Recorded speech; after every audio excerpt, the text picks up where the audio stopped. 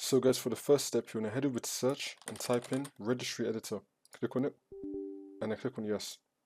Now once you're on this, you can follow everything I'll be doing up here. So first we're going to expand HK local machine, then we're going to expand software, then we're going to scroll down and expand WoW6432 node, and then we're going to expand Microsoft, and then we're going to scroll down and expand Windows Media.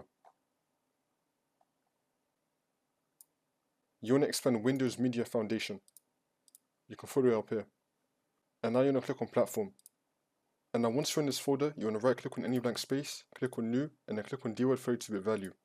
And now we're going to rename this as Enable Frame Server Mode, and click on Enter. Make sure that you spelled it the exact same way with the same capitals and lowercase as I did. Now once you've done that, you want to click on Enable Frame Server Mode. Make sure that the value data has been set to 0. If it says anything other than 0, like 1, 2, or 3 or something like that, make sure that it's on 0, and then click on OK. And now you want to restart your computer, and then the problem should be fixed.